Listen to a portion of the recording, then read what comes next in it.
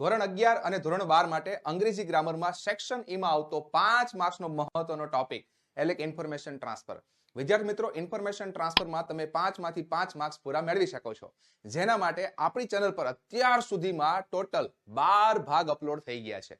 એક પણ જોવાનું મિસ ના કરતા, કેમ કે બધા જ ભાગ આસાન ભાષામાં આસાન પ્રેઝન્ટેશનથી તમને સમજાય એવી રીતે ડિઝાઇન કરેલા છે. તો ચાલો આજે આગળ ડિસ્કશન કરીએ. યસ, તો સૌથી પહેલું કામ, તમને જે એક્ઝામમાં ઇન્ફોર્મેશન ટ્રાન્સફર આપે છે એને તમારે શાંતિથી ઓબ્ઝર્વ કરવાનું છે.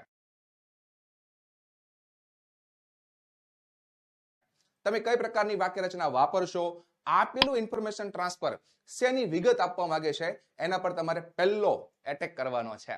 તો હવે આ ઇન્ફોર્મેશન ટ્રાન્સફરની વાત કરીએ તો તમે શાંતિથી ઓબ્ઝર્વેશન કરશો તો તમને ખ્યાલ આવશે કે અહીંયા ટેબલ સ્વરૂપે માહિતી આપેલી છે, જેની અંદર આપણી પાસે અલગ અલગ 5 ઓથર્સની માહિતી છે, જેમણે નોવેલ્સ લખેલી છે, જેમણે પોએમ્સ લખેલી છે, અને આમાંથી કેટલી પબ્લિશ થઈ એનો આંકડો પણ આપેલો છે. મતલબ આંકડાકીય માહિતી આપેલી છે.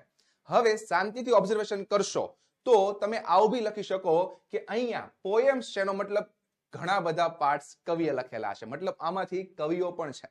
તમે અહીંયા જે ઓથર્સ આપેલું છે ઓથર્સનો ઉલ્લેખ બી કરી શકો, અથવા તો નોવેલ્સ લખેલી હોવાથી તમે ત્યાં રાઇટરનો ઉલ્લેખ પણ કરી શકો.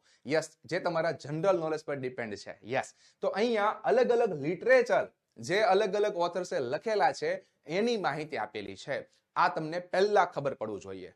હવે સેકન્ડ વાત, આ જે માહિતી છે એને તમે કેવી રીતે પ્રેઝન્ટ કરશો, કેમ કે કોઈ પણ ઇન્ફોર્મેશન ટ્રાન્સફર જે આપેલું હોય છે એમાં સૌથી પહેલો મુદ્દો આપેલું ઇન્ફોર્મેશન ટ્રાન્સફર શેના ઉપર છે આ તમારે પહેલું કામકાજ કરવાનું હોય છે. તો આપણે પહેલો મુદ્દો કંઈક આવી રીતે બનાવશું. This table shows information about different writers and poet. મેં અહીંયા અલગ અલગ કરેલું છે, તમે ડાયરેક્ટ ઓથર્સ લખીને પણ ફિનિશ કરી શકો. Yes, and their work in literature. તો આ આપણે પહેલો મુદ્દો બનાવ્યો જે આપેલું ઇન્ફોર્મેશન ટ્રાન્સફર આપણને કહેવા માંગે છે. હવે એની અંદર શું આપેલું છે? નોવેલ્સ આપેલી છે, પોએમ્સ આપેલું છે, અને એના પબ્લિશ થયેલા ટાસ્ક આપેલા છે. તો હવે એ મુદ્દો આપણે સેકન્ડમાં લખીશું. It shows there novels, poems and publish works. તો તમને સમજાય એવી રીતે પ્રેઝન્ટેશન સાથે રાખેલું છે. બીજી એક વસ્તુ, તમને સમજાવવા માટે હું અહીંયા મુદ્દા પાડું છું, પણ તમારે પેરેગ્રાફ સ્વરૂપે એક્ઝામમાં લખવાનું છે, કારણ સૂચનામાં ક્લિયર કટ 80 શબ્દોમાં લખવાનું હોય છે અને પેરેગ્રાફમાં કામકાજ કરવાનું હોય છે. આ મુદ્દો ખાસ મગજમાં રાખજો. તો આ પહેલું કામ તમારે કરવાનું કે આપેલું ઇન્ફોર્મેશન ટ્રાન્સફર શું કહેવા માંગે છે. હવે તમારે અલગ અલગ જે 5 ઓથર્સ આપેલા છે એની વિગત તમારે આપવાની છે. તો આપણે વન બાય વન લેતા જઈએ અને સમજતા જઈએ. સૌથી પહેલું કામ આસાન કરવા માટે અને એક સારી પ્રેઝન્ટેશનની સ્કિલ, ઇમ્પ્રેશન પાડવા માટે આપણે સૌથી પહેલા કામ કરીએ, શેક્સપિયરનો મુદ્દો લખીએ. કારણ જે 5 તમને ઓથર્સ આપેલા છે એમાં શેક્સપિયરની વાત કરીએ તો સૌથી વધારે ટાસ્ક એમનું છે, અને એમણે પોએમ્સ 30 લખેલી છે, અને મજાની વાત આ 30 માંથી 25 પબ્લિશ થયેલી છે. તો હવે હું તમને પાંચેયમાં અલગ અલગ વાક્ય રચનાથી કામકાજ કરીને બતાવીશ. તમને જે એક્ઝામમાં ઈઝી લાગે તમે એને ફોલો કરી શકો છો. ઓકે, યસ, ચલો તો સૌથી પહેલા શેક્સપિયરની વાત કરીએ. વી કેન સી ધેટ, આપણે જોઈ શકીએ છીએ, the highest number of work is registered on the name of Shakespeare. તો સૌથી વધારે વર્ક એના નામથી રજીસ્ટર થયેલું છે, એવો આપણે પહેલો મુદ્દો લખ્યો.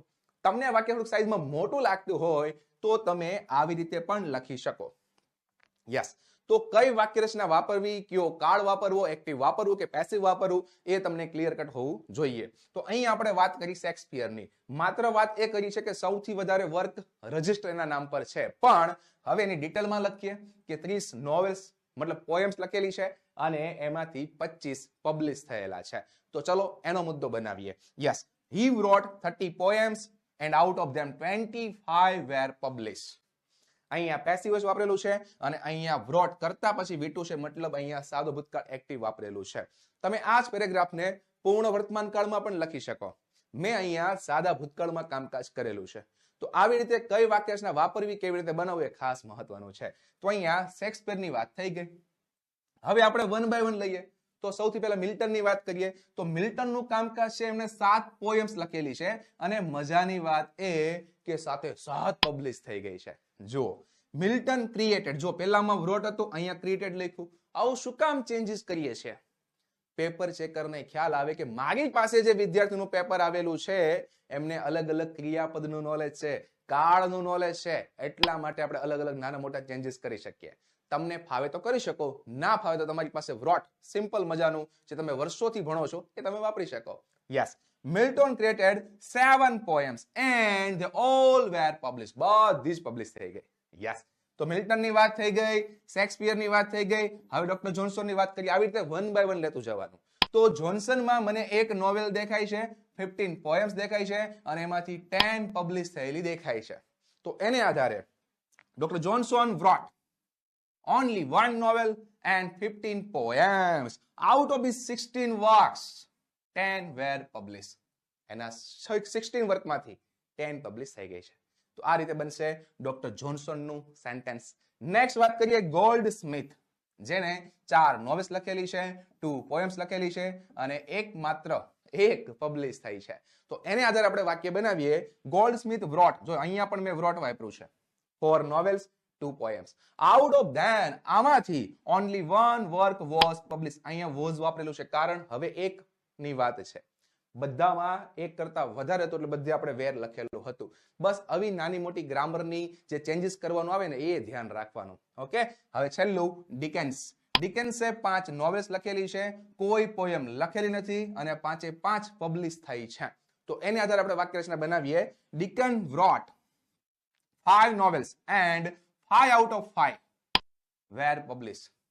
Yes, he did not write any poems. આ નકારમાં વાક્ય બનાવવું હતું એટલે મેં did not write સાદો ભૂતકાળ નકારની વાક્ય રચના વાપરી. તો આવી રીતે પ્રોપર વાક્ય રચના તમે વાપરીને કામકાજ કરશો, તમને 100% મજા આવશે અને તમે આરામથી 5 માંથી 5 માર્ક્સ મેળવી શકો. આશા રાખું મસ્ત મજાનું ઇન્ફોર્મેશન ટ્રાન્સફર ક્લિયર થયું હશે. થેન્ક યુ, આભાર.